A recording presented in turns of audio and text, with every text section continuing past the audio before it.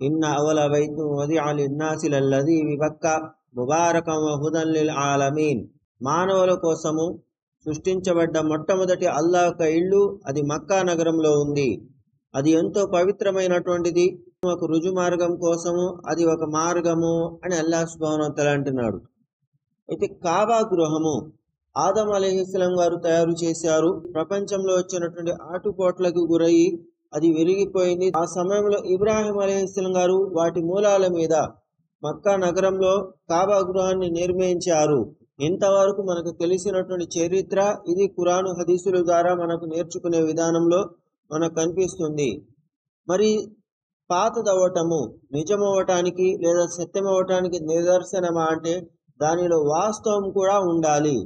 ఇస్లాం మొట్టమొదటి నుంచి ఉంది అని మేము చెప్పుకుంటున్నాము. ఇదే వాదన మిగతా వారి దగ్గర కూడా ఉంది. మేము ఎప్పటి నుంచో ఉన్నాము, మా ఆనవాళ్లు కూడా ఎక్కడో ఎన్నో ఉన్నాయి, ఈ విధంగా ఎంతో మంది చెప్తూనే ఉన్నారు. మరి పాతదవ్వటము ఏదన్నా సత్యం అవ్వటానికి నిదర్శనమా?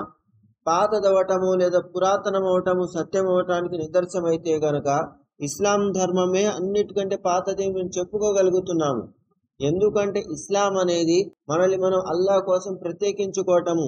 ఇదే ఇస్లాం అంటే. దీనికోసం ఆనవాళ్ళు ఉండవు. ఎక్కడ నమాజ్ అయితే చేస్తారో ఆ నమాజు చేశాము, ఇప్పుడు ఆనవాళ్ళు చూపించండి అంటే చూపించడానికి ఏమీ లేదు. ఒక రాయిలోనో రప్పలోనో ఉంటే మాది పురాతన తవ్వకాల్లో దొరికింది, మాది అంత పెద్ద ఇంత పెద్ద అని చెప్పుకోవచ్చు. అలా చెప్పుకోవడానికి ఏమీ లేదు. అది కేవలం అల్లాహ్ను మనల్ని మనం సమర్పించుకోవటము. ఇదే ఇస్లాం అంటే. ఇదే అల్లాహ్ కోరుకునే ఆరాధన కూడాను. ఆదం అలైహిస్సలాం గారి నుంచి కొనసాగుతూ వచ్చింది. పాతదైతే సత్యమైనప్పుడు పాతవి మారుతూ ఉన్నాయి. మరి ఆ మారే క్రమంలో ధర్మం కూడా మారింది అంటే ఈ కాలానికి పనికిరాదు కాబట్టే దాన్ని మార్పు చేర్పులు చేయాల్సి వచ్చింది. ఇస్లాం ముహమ్మద్ సల్లల్లాహు అలైహి వసల్లం గారు మనకి ఎలాగైతే గుర్తు చేశారో ప్రళయం దాకా అలాగే ఉంటుంది. అందులో మార్చటానికంటూ ఏమీ లేదు.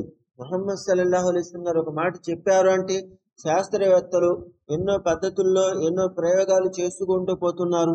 మరి ఖురాన్లో ఏదైనా వాక్యం తీసుకొచ్చి సైన్స్ ప్రకారంగా ఈ వాక్యం లేదు అంటే సైన్స్ ఇప్పుడు కొత్తగా వచ్చినటువంటిది. ఇంకొక 10 సంవత్సరాలు దాటితే ఇంకొక మాట చెప్పే అవకాశాలు ఉన్నాయి. 100% ఇదే చివరి మాట అనేది సైన్స్ ఇప్పుడు దాకా ఏ మాట చెప్పలేదు, చెప్పదు కూడాను. సైన్స్ అంటేనే శాస్త్రం అంటేనే కొనసాగుతూ ఉంటుంది. వచ్చే ప్రతి మనిషి కూడా ఇంకొక ప్రయోగం చేస్తాడు. ఇక్తరబతి స్సాఅతి వన్షక్కల్ ఖమర్, ప్రళయం దగ్గర పడింది, చంద్రుడు 2 ముక్కలయ్యాడు అని ఖురాన్ మనకు గుర్తు చేసింది. ముహమ్మద్ సల్లల్లాహు అలైహి వసల్లం గారి కాలంలో ఇది జరిగింది.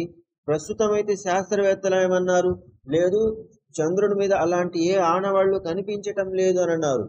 సరే, ఇక తర్వాత అయినా కూడా ఎవరైనా ప్రయోగాలు చేస్తారా చేయరా అంటే చేస్తారు. మరి ఇది చివరి మాట అంటే కాదు. మరి అలాంటప్పుడు ఇదే మాటని ఎలా చెప్పుకోగలుగుతున్నారు? కేవలం ఇస్లాం యొక్క ద్వేషము. ఇది ఇస్లాంకి సంబంధించింది కాబట్టి చంద్రుని మీద అలాంటి ఆనవాళ్ళంటూ ఏమీ లేవనేస్తున్నారు. ఇంకొకసారి ప్రయోగం చేసి చూడండి అంటే ప్రళయం దాకా ఇంకెవ్వరు అంటే ఎవ్వరు కూడా ప్రయోగాలే చేయరా? ఇదే చివరి ప్రయోగమా? అలాగైతే ఒక మాట రాసి పెట్టండి అక్కడ, ఇదే చివరి ప్రయోగము, ఇక తర్వాత ఇంకెవ్వరూ చేయరు కాబట్టి చంద్రుడు 2 ముక్కలు కాలేదు, ఏం కాలేదు అని రాసి పెట్టివ్వండి అంటే అది చేయలేరు. శాస్త్రము కొనసాగుతూ ఉంటుంది. ఇస్లాం ఏదైతే తెలియచేసిందో 100% నిజమని నమ్మిన వ్యక్తే ముస్లిం అవుతాడు.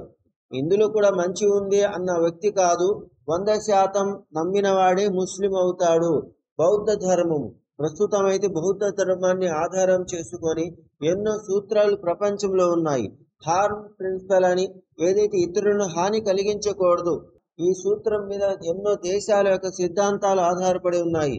ఇతరులకు హాని కలిగించకూడదు, తమను తాము ఇబ్బంది పెట్టుకున్నా తమను తాము హాని కలిగించుకున్నా కొన్ని చట్టాలు అంగీకరిస్తాయి. ఇస్లాం అలా అంగీకరించదు. లా ज़रारा వలా జిరారా, ఇబ్బంది పడకూడదు, ఇబ్బంది పెట్టకూడదు, ఇబ్బందికి గురి కాకూడదు. ఇది ఇస్లాం యొక్క సూత్రము. మేము ఇంకొకరిని ఇబ్బంది పెట్టడం లేదు కదా అంటే అది కాదు. మనల్ని మనం కూడా ఇబ్బంది పెట్టుకోకూడదు. చేత్తో కొట్టడము లేదా శారీరకంగా ఇబ్బంది పెట్టడము ఇది మాత్రమే ఇబ్బంది కాదు, నోటితో మాట అన్నా కూడా ఇబ్బందే. ఎన్నో దేశాలలో ఇతరులను తిట్టినా దూషించినా వాళ్ళ మీద నిందలు వేసినా కూడా చట్ట ప్రకారంగా ఇతరులను ఇబ్బంది పెట్టడం లేదు. మానసికంగా మీరేమనుకున్నా పర్లేదు, శారీరకంగా మాత్రం ఇబ్బంది పెట్టకూడదు. ఇది చట్టాలు. ఇస్లాం అలా కాదు. ఖిలాఫత్ ఉన్న చోట లేదా షరియా చట్టం ఉన్న చోట ఇతను నన్ను మాట అన్నాడు, నన్ను నల్లోడన్నాడు, లేదా నన్ను లావుగా ఉన్నావన్నాడు, వెక్కిరించాడు, ఈ విధంగా అన్నా కూడా చట్ట ప్రకారం శిక్షించే అధికారం ఇస్లాం కల్పించింది. నోటితో ఇబ్బంది పెట్టినా కూడా, తాత ముత్తాతల గురించి ఎవరో ఏదో మాట అన్నారు, అతన్ని కూడా ఇస్లాం ప్రకారం శిక్షించే అవకాశం ఉంది. నన్ననలేదు, నన్ను ఇబ్బంది పెట్టలేదు, మా పూర్వీకులు అన్నాడన్నా కూడా అది కూడా ఇస్లాం ప్రకారం ఒక దూషణ. దీన్ని ఇస్లాం అస్సలు అంగీకరించదు. ఒప్పందాలకు లోపడి ఏదన్నా చేయలేకపోయామంటే మార్చుకోవటానికి ప్రయత్నించాలి, దానికోసం కృషి చేయాలి. అంతే తప్పించి ఇది లేదు, ఇతను నుండి ఇది రద్దు అన్నట్లయితే అతను ముస్లిమే కాదు.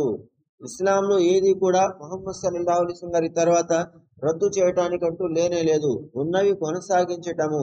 ఏదైతే రద్దు చేయబడిందో అది ముహమ్మద్ సల్లల్లాహు అలైహి వసల్లం గారి కాలంలోనే ముహమ్మద్ సల్లల్లాహు అలైహి వసల్లం గారే రద్దు చేసేసారు. ఆ తర్వాత మార్చటానికి, రద్దు చేయటానికి అంటూ ఏమీ లేదు అని ఖురాన్ మనకు గుర్తు చేస్తుంది.